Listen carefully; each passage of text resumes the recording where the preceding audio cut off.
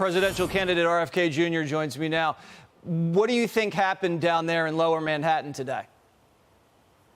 I think, Jesse, that it is going to backfire. This conviction is going to backfire on the Democrats.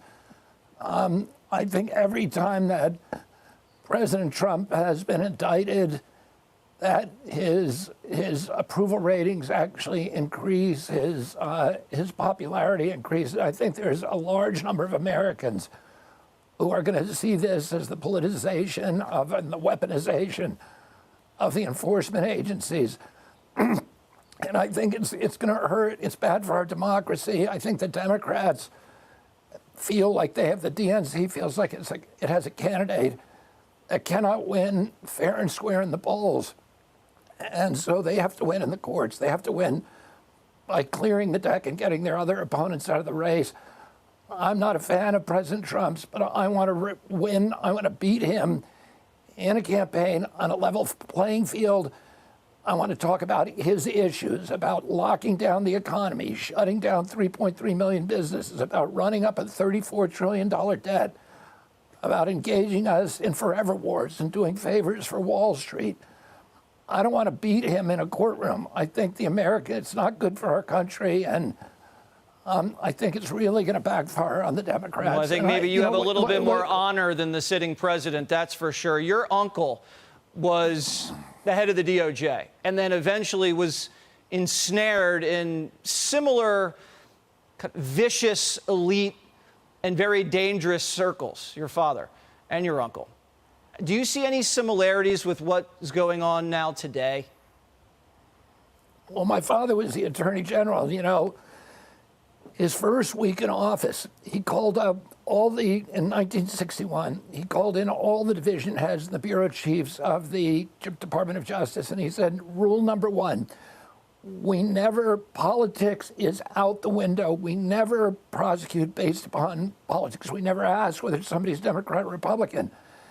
The reason he did that was because he understood how important it is for our country, the American people, to have faith that the judicial system is neutral, that all of us need to respect it. If we start believing that it's politicized, it's terrible for our country. And that's one of the reasons prosecutors, even when there's a case against a former president, like there was with President Nixon and many, many others, that they usually err on the side of caution, of not bringing it, because we risk making ourselves look like a third world country, like a banana republic, where nobody really actually runs the election. If there's somebody who's going to run against you, you get rid of them one way or another. And and this was part of our history in England when when the king was running it, he'd choose his prime minister and his parliament members, and people who ran against them, he would lock them up. So this was a sensitivity that we had from the beginning, that we need to be very, very careful about separation of powers. Well, RFK Jr., you know why that they're getting away with it is because the media lets them. If we had a fair press in the United States, they wouldn't even be tempted to pull these stunts. They wouldn't be trying to incarcerate their rivals and indict people for threatening their power. It's the media that's letting them get away with it because they're just not held accountable in the court of public opinion. Yeah, I agree with that, Jesse. I think there's tribalism in the media, and a lot of them have forgotten what journalism is. A lot of them have forgotten about what integrity is. And we see this across the board. But what I would say to people is, in the Democratic Party, is even if you won this way, what is it going to do to our country if half the people in this country have the anger and the rage and feel like that they're the person, they're a champion, that the candidate that they wanted to vote for has been taken off the table. When I was growing up, the Democratic Party was the party of getting everybody to vote, of making sure nobody got disenfranchised. The modern Democratic Party is just trying to get rid of as many possibilities for voters as possible, and it's not a good thing for our country. It's changed. The party's changed, the country's changing, and it's happening in a wild, wild fashion. RFK Jr., thank you so much. Thank you, Jesse. Hey, Sean Hannity here. Hey, click here to subscribe to Fox News YouTube page and catch our hottest interviews and most compelling analysis. You will not get it anywhere else. I believe 2024 is going to go down in history as the year an independent candidate wins the presidency. Let me tell you why I think that, because you definitely won't hear about it from the mainstream media. Zogby Strategies recently conducted the most comprehensive and accurate poll of this election, surveying over 26,000 people. That's about 10 times what the typical poll surveys, and it has a margin of error of almost zero. They asked some questions that no one has asked so far. Zogby asked who people would choose in a head-to-head matchup, not just between President Biden and President Trump, but with Kennedy versus Biden and Kennedy versus Trump. Results were shocking to the mainstream media, which is probably why you haven't heard of them.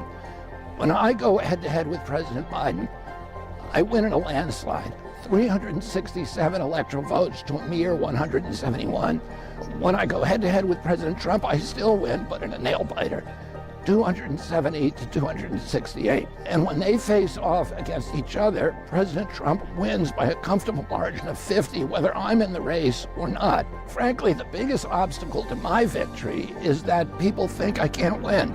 This poll shows that I can, and that's why it's so important to spread the word about these results.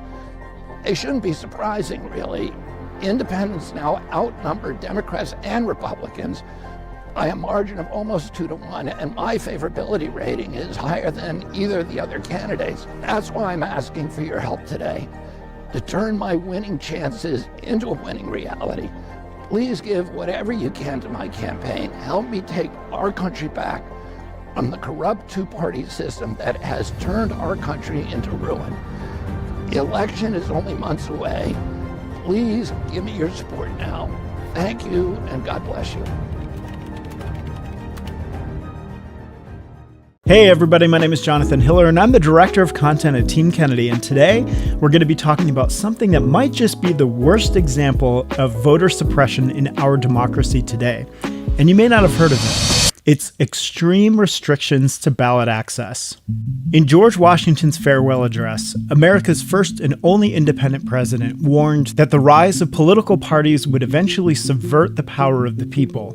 And unfortunately today, the extreme ballot access laws in our country prove the enduring truth of Washington's words. But let's back up a little bit. So typically when you go into a voting booth, you see two options, a Democrat and a Republican. But every now and then, you'll see another option. It might be the Green Party or the Libertarian Party or an independent. Live or die, survive or perish.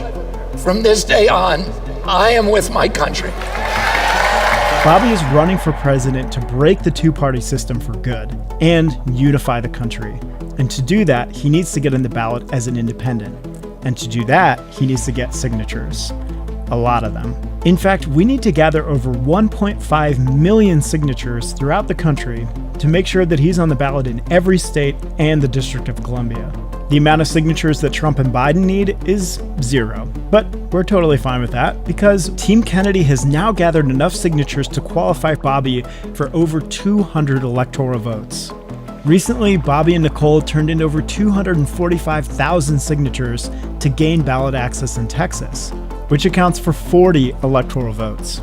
Robert F. Kennedy Jr.'s move to independence has been the most successful in over 30 years. But for shits and giggles, let's observe just how ridiculous this is. Aww. Oh, girl, baby girl. The weight of the ballot access form needs to be just right in Massachusetts. The petition sheet in Michigan has margins that are so narrow that you have to have them professionally printed.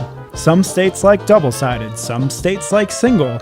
And be sure you use the correct color ink and paper, because that's all different too. And in states like Washington, you need to post legal ads at least 10 days before you start petitioning.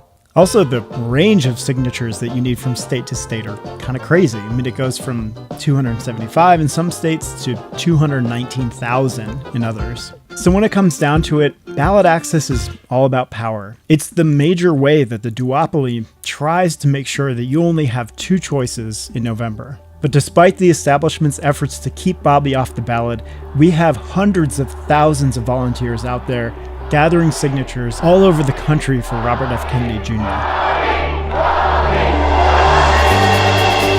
Robert F. Kennedy Jr. will be on the 2024 presidential ballot. He has met ballot qualifications in yet another state. Here in Michigan, In Iowa. In North Carolina. in Arizona and Georgia, Texas. California. New York. Utah. in Nebraska. Over 40% of registered voters have now also declared their independence from the two-party system. And thanks to our incredible volunteers and staff, Bobby will be an independent choice for every registered voter in this country in 2024.